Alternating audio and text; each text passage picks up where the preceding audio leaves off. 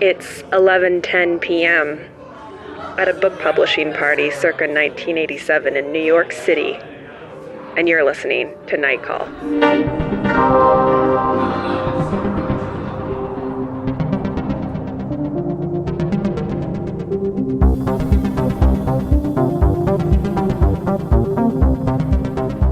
Hello and welcome to Night Call, podcast for your strange days and lonely nights.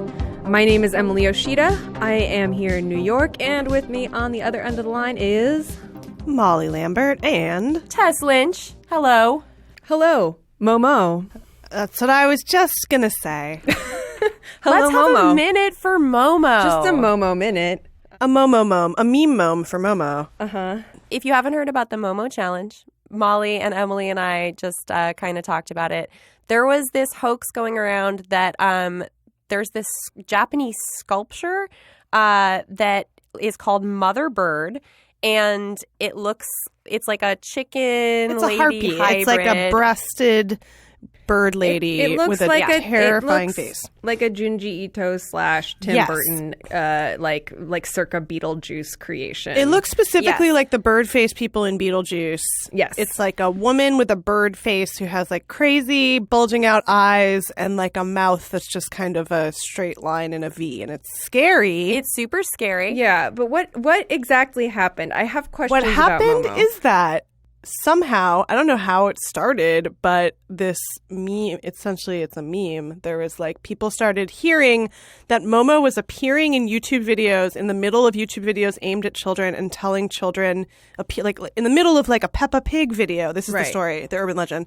You put on a like YouTube for your kids, and in the middle of a Peppa Pig video, Momo appears and tells your kids to kill themselves and their parents. Yeah. It's the Momo challenge, is to kill yourself and get others to And do kill so. your parents. Yeah. So I was under the impression that the Momo challenge was to watch the Peppa Pig video in question and come out of it not wanting to kill yourself. No, the challenge is to kill yourself and your parents. yeah, right, it's to kill okay. yourself. But then I was researching it, and there was another one called the Blue Whale Challenge, which is what that Black Mirror episode Shut Up and Dance, I think, is based on. And the Blue Whale Challenge is another, like, apocryphal urban legend, like, you know, the challenge. Kids love challenges, and that one supposedly starts with, like, mundane things and then escalates to, like, you have to kill somebody. You know, where it's Yeah. like, do this challenge. First, it's like, you know, go take a Drink some milk. Yeah. Scavenger hunt. Ride a bike. It starts Kill with a yourself. scavenger hunt and ends really dark. Again, I couldn't find any real information about it. Yeah, there are right. like news articles from every country. It seems like that one was more like Eastern Europe based. So it feels like the deal with Momo, though, is that all these parents have been talking about it, like saying it's traumatized their children or something, but yet the videos that I've seen are all like videos taken of somebody else's. it doesn't exist. Exactly. It's It doesn't satanic exist. panic. Yeah. However, breaking news, which won't be breaking news when you listen to this episode, the sculpture has been destroyed. Why? The creator of the sculpture decided to throw it away. Well, I'm sure it'll reform out of the pieces, the shattered pieces. Maybe. Momo's getting all the blame here, and this Yeah, I is was not Momo's saying- fault. Poor Momo. I am a Momo stan. I think Momo is We stan a misunderstood. legend. Yeah. We stan a legend. I feel like Momo's just the female Slender Man. But for some reason, the fact that it's like female and like just a weird looking like weird girl makes me be like, Momo has never done anything wrong. Did you see that okay. somebody tried to Facetune Momo? That was one of I've the seen many these, things like, I saw when I There were searched for immediately Momo. like cutie Momos. Yeah. Yeah. I have two things to add to this discussion. Number one is that my husband had mentioned to me that we need to be careful of them. He had heard about the Momo challenge. He bought into it. He was like, no more Peppa Pig. And so I sent him this really great article from the New York Times. John Herman wrote it, called Momo is as real as we've made her, which has like a lot of good points about how Momo looks like a sleep-deprived mother. Exactly the kind of person who is handing the phone to her child saying, watch all the Peppa Pig and the streaming YouTube crap that you want. So how it's basically Momo's kind of playing on our like guilt of the fact that, you know, the real threat is that you're just kind of giving your kid a stream of YouTube and you don't know what they'll see. So the possibility that they'll see something that's like actually horrifying exists. Right. But also, I texted this to my husband. Then on Sunday morning, I was sick, so I decided to let my 3-year-old have my phone and watch Peppa Pig on YouTube. And I give her the phone, and she like sees that there's a thumbnail of Momo that I've texted to my husband, and she's like, "What's that?" And I was like, don't worry about it. It's Momo. And she was like, "I can't wait to tell my friends about Momo." And I was like, "No, you can't mention Momo. You can't tell anyone about Momo." You just unhoaxed the Momo challenge. Momo. And now I it's feel for real. so bad. Sometimes that happens, that like a fake thing becomes a real thing. Exactly. Although I don't think anyone ever did the Tide Pod challenge, but all the articles that were like, Oh my "Please, God. children, stop eating Tide Pods." I'm sure somebody all did the it. kids eating The the Tide Pods. hysteria is real. We also want to revisit real quick at the top of the show the city of Denver. Yes. Beautiful Denver, Colorado. We have gotten some more intel. For one, there is a mobile game that was released just last month, or I guess 2 months ago now, in January of this year, about Blucifer, in which you are Blucifer, the horse, and you run around rampaging through Colorado. We'll link to that on the Twitter. Or actually, I already did link to it on the Twitter. And so the memification of Blucifer continues apace.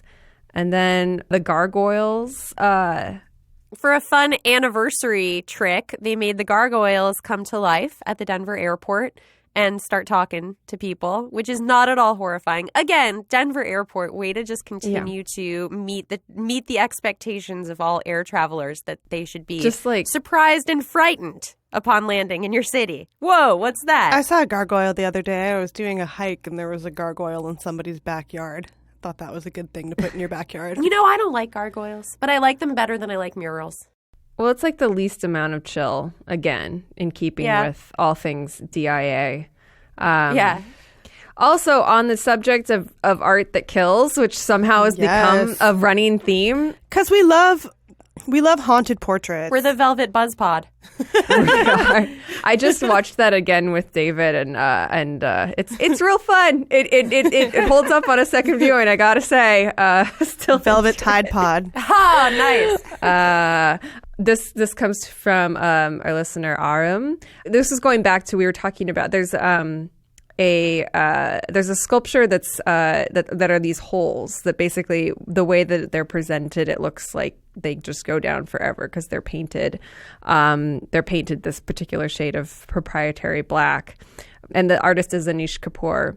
And Aaron wrote to me on Instagram, so I hope it's okay to use this, but I feel like this is a night call. But he said an Italian man, he shared an article from Fast Company, but about an Italian man who fell into Anish Kapoor's hole a few months ago. Maybe I'm misremembering, but the first story I read about it said the man stepped into the hole because he was trying to prove a point that the hole wasn't really a hole and was just a circle painted on the floor in Vanta Black, Kapoor's proprietary black paint that's apparently the darkest paint ever produced by science. And there is an article about this that somebody tried to call the hole's bluff, and it was a real hole, and they fell in. Don't fuck with holes. Don't fuck with a The hole. hole will win. Holes always win. I love the movie Holes, by the way. Yeah, Holes is great. Great movie. So thank you for bringing that to our attention.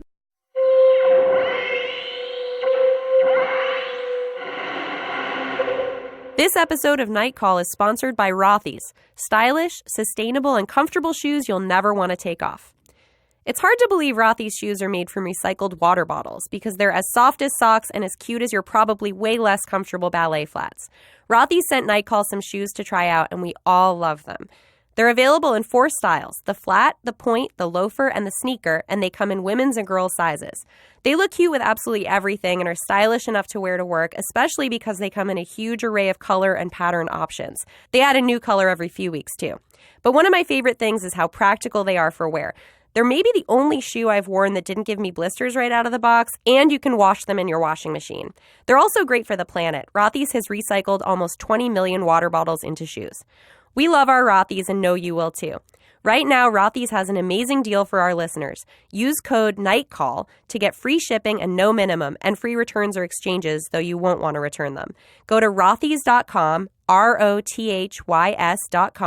and enter NIGHTCALL to get your new favorite flats and free shipping. It's a no-brainer. Shoes that are comfortable, stylish, and sustainable with free shipping. Go get yourself a pair today. Rothys.com, promo NIGHTCALL, to get this deal while it lasts.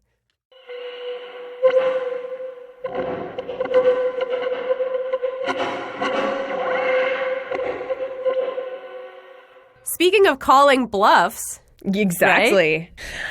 Right? Molly pointed us to this article in the New York Times Magazine, which will be a couple weeks old at this point, but is definitely worth a read, that is about this sort of operation, or I guess multiple operations. They all have very fun names, done by a woman named Susan Gerbic to kind of debunk these psychics. You said celebrity psychics, so I was thinking at first like psychics to the stars, but these are like psychics who are actually celebrities and like command a crowd, and you buy tickets to go see them do, readings and stuff. Although in some person. of them are also psychics to the stars. There's an overlap for sure. I thought this article was super interesting, especially the ending. Like, I feel like I've definitely, not just for stuff around psychics, but, astrology and everything like that, if you write about this stuff or you express any kind of interest in it, you automatically kind of come in contact with these types of rationalist debunker types who are just trying to make sure that nobody believes in astrology or whatever the case may be.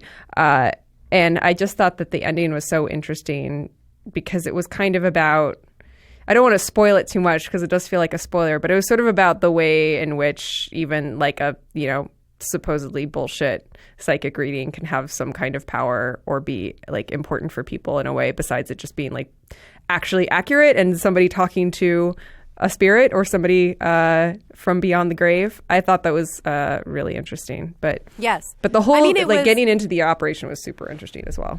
Yeah, I mean, I think it definitely, you kind of start reading thinking that it's going to be very unsympathetic to the psychics, but then the author has like a very emotional experience at one of these readings, and you realize that there's a need for something like this, although the issue is that, that there was like another link within the article to one of my favorite pieces ever, which is a few years old now, about the guy who spent like $718,000 on psychics. Oh my God. And they were all just leading him on this like wild goose chase to find this woman, and it just ruined his life. So obviously there are a lot of bad actors there. Yeah. But it's interesting because like when you totally do away with people who deal with things like grief and, people being very lost in their lives and stuff within a metaphysical way, there's like a need there. So it's not all bad, and it does affect people positively, but it also, you can definitely lead people down a bad path. Well, it's like, is religion a scam? Exactly. It's like, if it's a helpful thing for people, like, is it a scam? And when money starts getting involved, that's when I think it gets a little bit murky. That's when it becomes a scam. Yeah. But also cold reading is a skill. Right. Itself. I mean, just like going into a crowd of people or like finding a row of elderly people or people getting along in years in a conference room in the back of a like Crowne Plaza hotel and like saying somebody here just lost a parent. I mean, you're gonna be right, probably, but like, also, the fact that somebody would raise their hands kind of means that they want to be seen. They want to have a chance to like express, or like be able to talk about it in public or with a stranger, to be recognized in that way or have their pain recognized or something. I think it's like therapy. It's like somebody pretending to understand you, or just like listening to you, and that is like something maybe everybody needs. Well, this is the thing I always say about astrology is that like I feel like the appeal of astrology is reading something that's talking to you in second person, like addressing and telling you things about yourself, like the idea that somebody knows you and is like and can reflect that back to you, even if it's not necessarily always accurate. But that feels good. Like we want to hear people tell us things about ourselves because I feel like a lot of times we don't have an idea. Like, it's like hard to tell like what we're putting out there, Yeah. There was some really good 1800s gossip kind of dropped into the middle of this article. Oh, and yeah. I'll just quote it. The poet Robert Browning once exposed the mid-19th century Scottish psychic Daniel Home, who claimed to conjure the spirit of Browning's infant son who died young. Except Browning hadn't lost a son. Worse, the poet lunged at the apparition to unmask it and found himself clutching Holmes's bare foot. I was like, what? Excuse me? Which is like an interesting thing to add to your idea of Robert Browning. I think I also told you I found out Thomas Edison was really into psychics and believed in the afterlife. Yeah. Yeah, I think the logic is not incompatible with, like, there are things beyond logic. Yeah. Also, it's interesting how much time and energy the skeptics kind of poured into creating these fake Facebook profiles and like getting all costumed up and going to these psychic readings and, you know, kind of, I mean, it's a real gig, man. And you have to respect it because they are trying to protect people from getting defrauded. Right, but it's they're also going like, they must like it a little bit. oh, yeah. It's like the movie Cruising. Exactly. You're like, this is the undercover assignment you chose. Yes. Yeah, it's really interesting the way they do it. It's just like they create this entire profile and then they basically use it as bait for the psychic to have already looked it up ahead of time because you give your information when you buy a ticket, and so they can name names and stuff, but then you kind of set that as a trap so that they'll fall for this fake profile that's been created and give you a reading based on the fake profile. Yeah. Yeah. Related, Molly also sent us an article about the crystal influencer who is also a fraud. What's her name again? Audrey Kitching. Okay, Audrey Kitching. Kitching. A MySpace scene queen. Yes, and starred in a Smashing Pumpkins video. That part of her MySpace scene queen. She was famous for having pink hair and being like she did hair, I think, for a long time, and she dated a guy from either Panic at the Disco or one of those. And now she has pivoted to New Age. And this was an article about how she's like a fraud. Because she's stealing other people's yoni wand ideas and being like, here's my yoni wand. It was about how she's like, she has rebranded herself as New Age, but like all of her quotes are just stolen from other people. It kind of got to the same place of like, well, if it helps somebody, does it matter? Like, right. But also that all of her supposedly like handmade whatever products that she's selling all come from AliExpress. Yeah. And like has these assistants who the writer interviewed who were like, yes, she ruined my life by promising me things and then forcing me to like do her laundry. Yeah, I don't know. For some reason, it is interesting to think about like why this makes me a little more irritated than like a likely very fake psychic or medium or something. I don't know. They talked to the other New Agey people that she like ripped things off from, and those people are like devastated by this. Well, those people are also like so silly, but you're like they're serious about it. They're earnest. Right. They're earnest. I mean, at least the fake psychics are taking time to sit down and like connect with people, even if they're kind of using clues that they found elsewhere or they're just after getting money. This person is a cynic exploiting. Right. Yeah, people. it's cynical. Like even if you know yourself on some level, if you're a touring psychic and you know that your thing is mostly bullshit and you're looking at people's Facebook accounts, like there's still some part of it where it's like, well, I want to like, you know, hey, you're putting in the time. Yeah, I want to give a account. meaningful experience to somebody. Like, you know, You're like an actor. It's like, sure. Yeah. It's a girlfriend experience. Exactly. Yeah. She doesn't seem like somebody that anybody would want to be like. So it's weird. She's formed a cult of personality. But it also goes into the way that like New Age stuff can just be narcissism. Right. You know, like all the goop stuff that's like yoni wands is just like a rich bored person who doesn't have to work and like turns entirely inward. Into the yoni. Yoni. It just becomes one big yoni. Yonified. I think it's also kind of ties in with the whole like thinking of each object as having like a soul or a spirit or whatever. Like, does it spark joy? What does it represent? Well, if you're selling that and then you're really selling. Exactly. Then that really makes you wonder about the joy that things can spark. I mean, I will say that like crystal yoni wands are not trademarkable and a lot of people make them. It was just clearly like she had gotten the idea. Who buys them? That's my question. Who buys for them? you. They show up on The Real Housewives a lot. I've heard sure. you're not supposed to put crystals. You are not supposed to No. put crystals in your yoni. Because they're porous. They're porous. Yeah, I just wouldn't. But people sell it as it's That's the thing with the jade egg. Like the jade egg was giving people like yeast infections. Yeah. Right. But that's natural, guys. Yeah. And then we all got a little yeast. To make your bread. To make kombucha. Yeah, nice. That's how you get the mother. I'm so sorry to our listeners for what we've just done to you. Oh my God, Momo's here. Yeah. Hello, kids. I am Momo. That is how she would talk. That's exactly how she would talk. But that's what it sounds like in the video.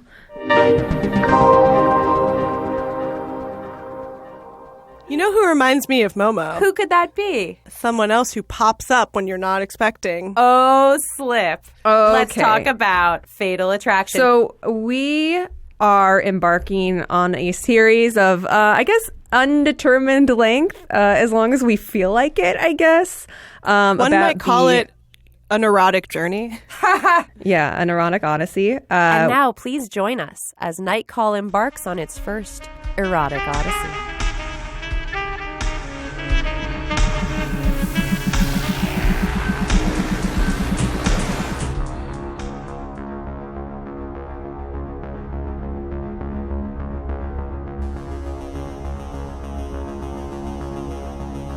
We are going to be discussing films that fit into the erotic thriller / drama genre, a genre which doesn't really exist anymore and which is still all of our favorite. Yes. The most interesting. Even if it's not my favorite, I just feel like it's the most, I don't know. I could talk for ages about some of these movies. Yeah.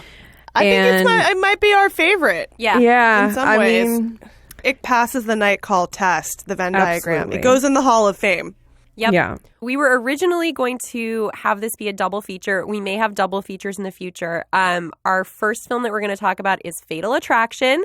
I had pitched that we do Fatal Attraction and The Hand That Rocks the Cradle because they go really well together. What did you call that one? Natal Attraction, which I really wanted to use. We'll do that one in the future for sure. Really, put it on Netflix. Yeah, put it somewhere in Netflix because there's nowhere to see it. Yeah, we can't watch it. But No. I've seen it so many times that I feel like I could talk about it anyway, but I would like to watch it again. You Emily's know what gonna I see watched instead of, I watched two things instead of Hand That Rocks the Cradle when I couldn't find it. But the first thing was the Siskel and Ebert episode that included a review of Hand That Rocks the Cradle, which just made me miss Siskel and Ebert so badly. It was it's like the most civilized television show. Well, it's guess so what great. this show is? It's basically the same. Put us on TV and give us some big thumbs. Yes. Yeah. I had never seen Fatal Attraction before in my life. Which is crazy. Which is crazy because I have You have known... blind spots you I can have- drive a truck through It's true. sometimes. And I've known that it's one of Tess's favorite movies If not since my high school. favorite. And this podcast is all about Tess You know it. forcing us to watch movies that It's she's all been about telling me, baby. The adult canon of, Yep. Yeah. of a 90s lady like Tesla. And it always right. has Glenn Close in it. Yep, and that's totally. the deal. Fatal Attraction was so good. So good. But before we start talking about it, I have to say that when we dug deeper into Glenn Close's character development for Alex Forrest, she consulted with a bunch of psychiatrists and kind of made up this backstory that the character had suffered from sexual abuse. So if we end up talking about that, it might upset you if you're a survivor of sexual abuse. So just you can mosey on by if Yes, that's trigger the case. warning Trigger for warning. Yes. Alex Forrest. Fatal Attraction, 1987, an Adrian Lyne picture, which I've seen this one. I had seen this one a while ago, but I really want to get to 9.5 weeks, which is a blind spot for me. I'm raring to go. In my mind, it's just like proto 50 Shades of Grey, but like more explicit. Have you seen it? You've never seen it? I've never seen it. I really want to my see it. God, But like it he is. was clearly such an auteur of the form, and so I feel like we'll definitely be revisiting him. This movie is so good. I had no idea it took place in yuppie New York. Yep. Absolutely. Where else could it take place? Where is it? Bedford? Yeah, the most Bedford. 1987 everything. I've obviously seen so many things from this movie out of context, and I was saying that, like, in context, you really feel for Glenn Close. Oh, yeah. Right. I mean, and that's this the is brilliance the kind of this thing. movie. The more you watch it, the more you realize that there are clues all along that are kind of painting Dan is his name, but Michael Douglas's character as the actual villain. And I think two of them, I'd never noticed these before, but in two instances, he approaches first his secretary and then the police lieutenant. And with his secretary, he just starts like barking off things he needs. And then at the end, looks at her and says like, oh, good morning. And then with the police lieutenant, same thing. He's like, I need you to do this, this, this, this, this. And then like shuts the door and the police lieutenant says something to the effect of like, oh, well, you're welcome. So he's an asshole. He also talks about how he's like a lawyer with no morals and just like does whatever he wants to get paid. Right. But he's so charming. He was filming Wall Street, I guess, at the same time. It was a little bleed over. Yeah. I've also never seen Wall Street. It's so good. So this movie, in case you are not familiar with the premise of Fatal Attraction, welcome to Earth. It is about Dan Gallagher, played by Michael Douglas, who has this kind of a weekend fling with Alex, played by Glenn Close. He's a married guy in New York. He's like works as a lawyer for a publishing company and a real yuppie guy, but they're about to make their move upstate and escape the city. But before that happens, he has some weekend fun with another lady, and then she becomes obsessed with him and will not leave him or his family alone even when they move. It is, I think, hearing about the actual planned ending, which actually feels much more like a kind of Hitchcocky sort of noir. Do you guys know about the actual ending? Yeah. Yes. Yeah. So this is the ending that was the original ending, and when they changed it, Glenn Close was like furious. Quite about mad, it. which I would be too, honestly. Like, yeah. Spoiler alert. In the original ending, there is a face-off with a kitchen knife, and Glenn Close, Alex Forrest, uses it to kill herself. But because it has been handled by Dan, it's used to like implicate him in her murder, and he's hauled off to the police. But then his wife, who is Beth, played by Ann Archer, finds this cassette that Alex had made for Dan, where she's just like ranting about how she has to have him and, he's so horrible. And it basically exonerates Dan when Beth brings it to the police and they realize that she's killed herself. Why exonerate him? End it with him going to jail. Well, I think you could end it. No, not quite. Yeah. I mean, the thing is, he got himself into this position. That's what I'm saying. And he acts as though he should not have to claw his way out, which he would. You can get yourself into a position and claw your way out. That's fine, but you can't just ghost. Yeah. He wants to ghost. Well, right. This is like, it's a revenge fantasy about somebody ghosting. Yeah. Right. And I mean, well, it's a really interesting choice about the script is that it does not give you any reason. It doesn't set up like a sexless or passionless marriage or anything like that. Yeah. It doesn't give him any reason to want to do it. So that when he, ends up, getting stuck in the rain with Glenn Close and going and having a drink with her, and then one thing leads to another, there's no reason that we would believe this would happen other than he's just like a dude. And this is like what dudes apparently do in 1980s New York. Yeah. So when she, later brings back this idea of like, you thought that you could just sleep with me over the weekend and nothing would happen. I mean, even though she's done plenty of stuff that she is not a good person, let's just like make that clear. But like on that tip, she is definitely right. Like, he kind of made a brainless decision. Yeah. Complicated by the fact that she claims to be pregnant, which is then verified when he calls her gynecologist, which, by the way, a gynecologist would not tell a stranger over the phone. Hey, it's 1987. But anything goes. Well, when you goes. keep the gynecologist number on your Rolodex, Right.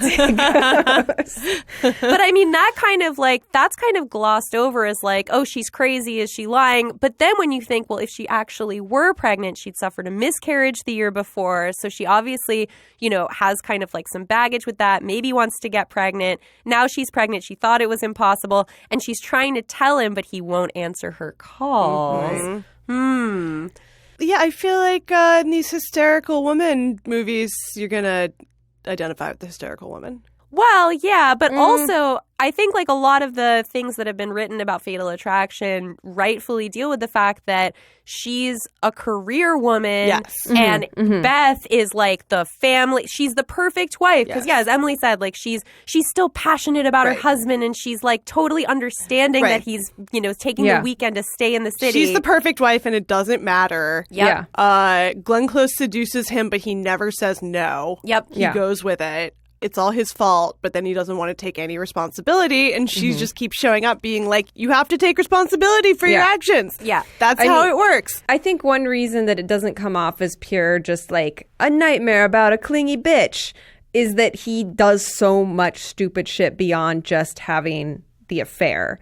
Like every single moment, I had to like, I usually never do this. Like I usually like watch movies at home with my full attention, but about halfway through, like somewhere around the pregnancy thing, I got so stressed out by his inability to just like cut ties and like kept, the way he kept stringing her along and kept like kind of trying to because he likes the attention. Because he loves the attention. I got so stressed out I had to like take out my phone and start like looking at something stupid at the same time. So I could not like go with him. I was saying it's like she gives me strong Rielle Hunter totally vibes in general. But I was also saying, like, you know, I always resented this movie for the fact that like her hair is she's so crazy and her hair is so big. And I'm like, some of us just have big curly hair. Well, in this interview, or no, it's a talk that Glenn Close did, which we'll go to in a second. She does say that a lot of Alex's personal style, including her hair, might be owed to the way that Glenn Close looked when she went in for her audition. Yeah. But also, like, Anne Archer also has, like, a perm. That's the thing. Everybody has a perm. Gotta have a This perm. is 1987. Yeah. So, again, in context, it all seems more motivated. She's so good.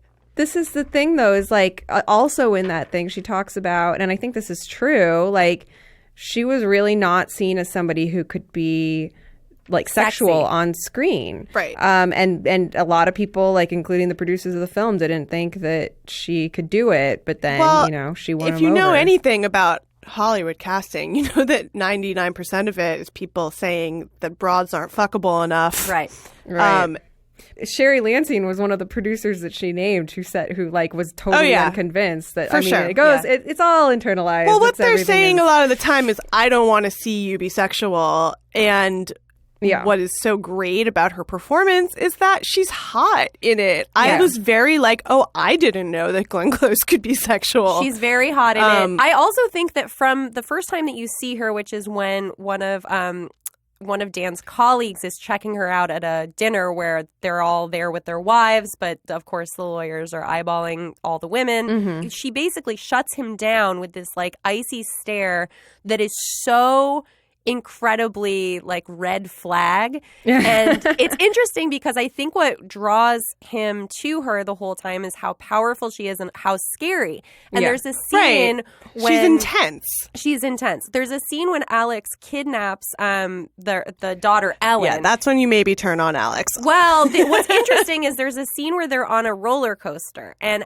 Ellen is supposed to be 5 or 6 years old. So she's probably like on the younger end to ride a roller coaster. I love that you think about that. I think about it all the time. No, that's the first thing I think of when I watch that, But you see her face and she's like terrified. And then eventually by the end of the roller coaster, she's loving it. And I think that it kind of plays on the fact that what Dan wants from Alex is like something dangerous that could almost blow up his life. Right. Because that is the ultimate luxury for someone who has it all. It is. And it's also like the ultimate sexual thrill. Like on the elevator when she's giving him a blowjob and it stops between floors. Like she has the hook in him at that point and he ends up going back to her apartment. What I've noticed about erotic thrillers is nobody ever has sex on a bed.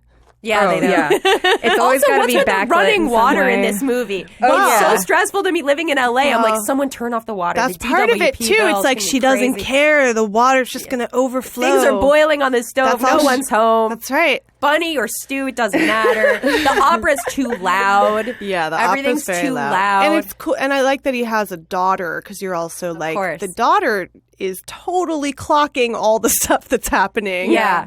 Well, that's the other thing is, so the ending that they went with, which I think Glenn Close in the Oxford Union talk discusses as being, you know, she was like, I don't think that it could have been a hit without that ending, is that, spoiler alert again, Beth ends up shooting Alex. The good wife has to shoot the career woman. To protect the family. To protect the family. And Glenn Close was obviously, you know, very against this because to her, Alex was a victim and Alex was like a person struggling with mental illness. this. And when she was looking into the character, one of the psychiatrists who she consulted with suggested that in a scene where Alex is peeking through a window and sees Dan giving his child this bunny, and they're having this like warm moment, and Alex runs away to throw up, the psychiatrist suggested that maybe that reaction was because Alex was the victim of incest at that age. Alex's father had died when she was 7 of a heart attack, and that, you know, she was reliving kind of like the gagging nausea that she had when she was that age around her father. Right. Again, when you put it that way, you're just like, this person deserves sympathy. Because he ruined her life just as much as she ruined his. This is why I'm kind of surprised that you guys describe Alex as like this powerful woman. Because like I think that she has a career, yes, and she's like not, you know, she hasn't like decided to be a housewife.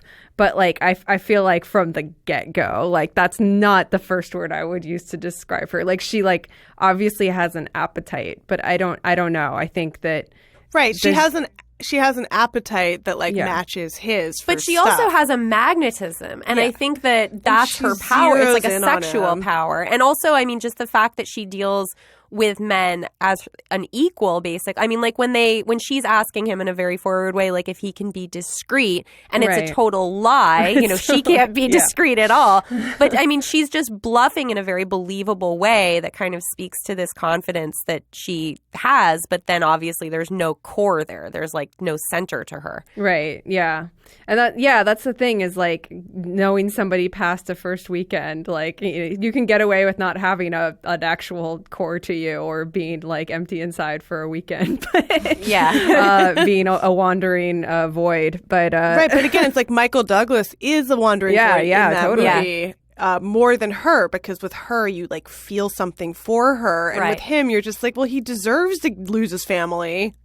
He made the choices that lead to he should lose his family. Yeah. I mean, it's also kind of one thing that really like is hard to swallow is how long he goes without telling his wife. Because you're just like, why are you suffering like this? He's protecting her. When he finally tells her, she's kind of like, whatever. Okay. I want the movie where she and Alex team up. Yeah.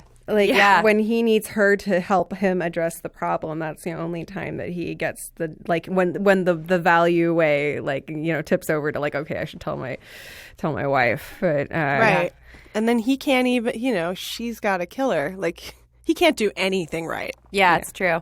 Also, I have to say that the architecture in this movie, like I just love looking at people's apartments and houses and how the crazy person always lives in a loft because only crazy people can really exist. Who would live in the meatpacking district? I love whenever they're walking through the alleyway in the meatpacking district and everything is like on fire. Yeah. They have like just actual normal hobo fires happening. Yeah. 80s. Yeah. Because normal she 80s. lives on the edge. Yeah. There's like graffiti on her window, but it's a really expensive looking apartment. Let's talk about Glenn Close for a minute because we all learned something about Glenn Close. Oh my God. Glenn Close. Emily, so again, we highly recommend you can Google this or look it up on YouTube. There's a talk that Glenn Close gave at Oxford University about a year ago, where it's about mental health in general, but it's about her career and kind of her life and then her approach to different characters. So that's where, you know, a lot of the stuff about Alex Forrest comes in. But also has, and I mean, this is not new. This was not news, I don't think, at the time, but apparently Glenn Close grew up in a cult and lived in one from age 7 to 22, apparently. And she decided to break out of the cult as a 22-year-old so she could go to college, where she went to William and Mary and she studied theater there. And then, like, you know, the rest is history.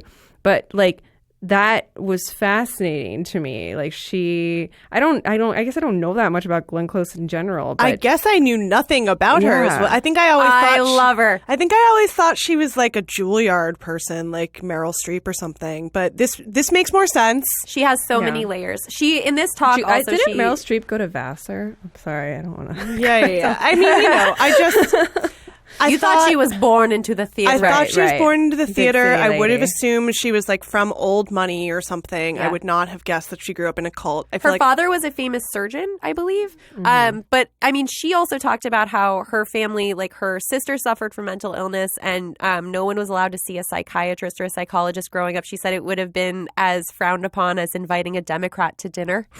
Ooh.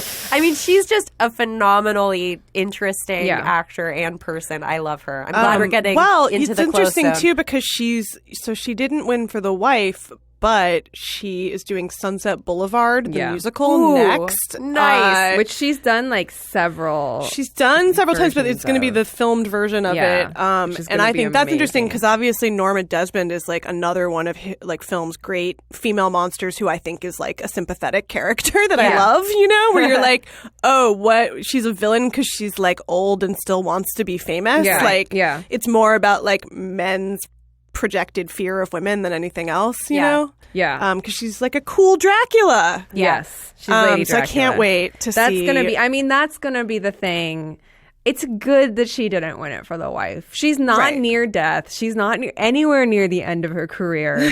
She has so much left in her. She's going to be fantastic. Toy, Emily. We lost a lot of greats in the past month. Here's an idea. Glenn Close play Momo. Ha. Win the Oscar Rude. for playing Momo. Misunderstood.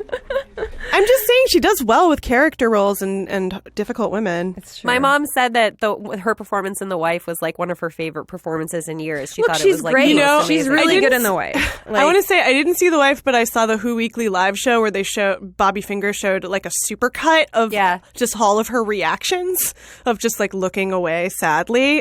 Great acting. Yeah, she's awesome. Yeah. She also looks fantastic in it. She wears Yeah. a lot of She shawls. does. It did not.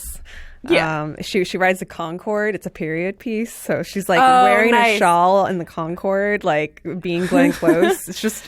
I mean, that movie isn't great by any means, but it's got its moments. relaxing. It's got its momos. I will also recommend Glenn Close a great follow on Instagram. I just learned. Really? I followed her on Instagram. She posts a lot of pictures of her dog, whose name is Pip, and then she posts close-up photos that are called Pip quizzes. Pip was Whereas- like very big at the Indie Spirits. He was like a mini celebrity at them. She'll post a close-up photo and be like, "What is this?" And then like 2 weeks later, be like, "It was some rust on a windowsill." I love that. Me too. I feel like Glenn Close would fit right in. Yeah. kids or something. She's like, Glenn Close, come on night call. Glenn Close, come on, night call, close calls. Yeah, close calls. One other question I have for you guys, which can maybe like lead us to future erotic thrillers. What do you guys think of the sex in Fatal Attraction? The sex scenes. I mean, there's the elevator one. There is, oh gosh, now I'm having a weird brain melt because I watched two erotic thrillers The in Sink. one The night. Sink. But the The sink Sink. one, yeah. Yeah. The sink, and like the pants around the ankles. they're good. They're good sex scenes. I'm totally down with those sex scenes. Yeah. What do you think? I mean, they're very like Madonna musical video level, like either in the white room or in the elevator with like the light coming through the shafts while she's like up against the wall. It's very And the guy walking by. Yeah, Honestly, the weirdest thing to me is when she like grabs like a handful of water and kind of like throws it on everywhere herself to cool herself down. But it's funny because She puts it in his mouth though. You're supposed to react like, "Whoa, so kinky! Look what she's doing." I feel like anything weird and specific. No, I love it. Like that's why I liked the peeling off the eyebrows in A Star Is Born. Yeah. You're just like, never thought of that before. Couldn't think you could make that hot, but Or like apparently the you best can. part in 50 Shades of Grey is like somebody like bites into toast in a weird Oh, I remember way. it that way. Yeah. Right, you're like, that's the best part of the movie. Yeah. It's weird specific things. And this movie has some weird specific things. Emily, what did you think of the sexy sex in Fatal Attraction? Oh, I'm into it. I mean, like, I feel like her bedroom, which is where, I mean, there's the sexy sex ends after like the first third, obviously. He does not go back for more. But he keeps flirting, even when he's telling her to I go know, away. He's yeah. like, or should you? Mixed signals. Yeah.